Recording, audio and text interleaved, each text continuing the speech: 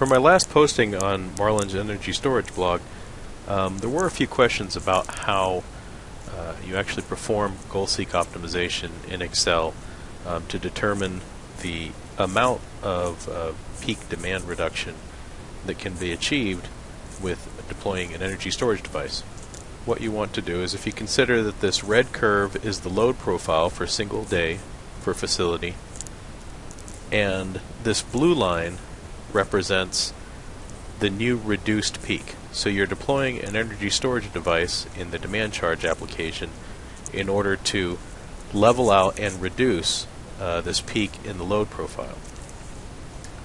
So this blue line, the distance from the highest peak to this blue line, is equal to the power rating of the energy storage device.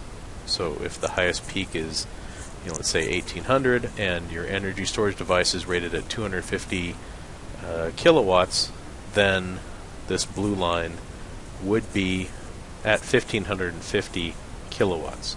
The next thing that you have to consider, however, is that the area underneath the load profile and above the new peak that you achieve with the energy storage device, that is the energy of the energy storage device.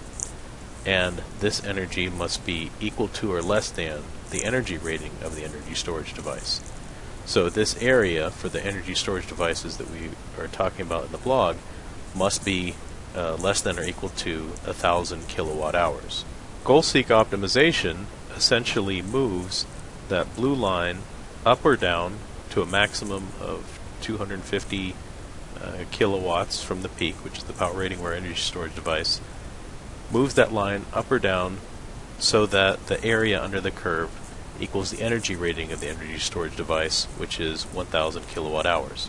So let's take a look at how we use load profile data to do this Goalseek optimization. I'm going to attach this spreadsheet as a link to the blog. The cells that are in green are a hypothetical load curve.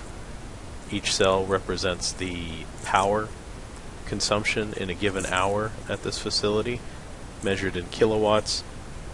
And if you summate these power ratings over each hour, you can get the energy rating for the day, or energy rating for whatever interval you're looking for. So these cells here in red match up with, this is 1 o'clock in the morning, 2 in the morning, all the way out to midnight. They match up with the data in green, and this represents the area under the curve but above the new reduced peak. And then here's where we do our calculations. And essentially what you want to do is you want to move that new reduced peak from the peak power rating down to a lower power rating, so that the area under the curve equals 1,000 kilowatt hours. Here, this is the graph that we have down below. It represents the load profile on Tuesday, and you can see that we're very close. So we just need to reduce the move that blue line up a little bit to reduce this area. And you can do that by coming here, Data, What If Analysis, and this is in Microsoft Excel. Click on Goalseek, and we want to set the value of this cell to be 1,000 kilowatt hours by changing the value, essentially the position of that blue line. And we can see that by moving the blue line up just a little bit, we achieve a reduction in power consumption that matches the energy rating of the energy storage device, which is 1,000 kilowatt hours.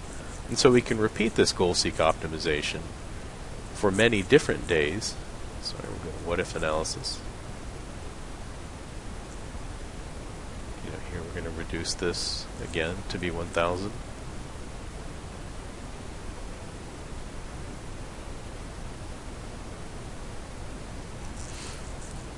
And in the end, what you do is you get a new peak in kilowatt hours, and you find the highest old peak in the month and determine what the new peak will be, and that difference between the highest peak and the new peak for that day will be the reduction in power demand.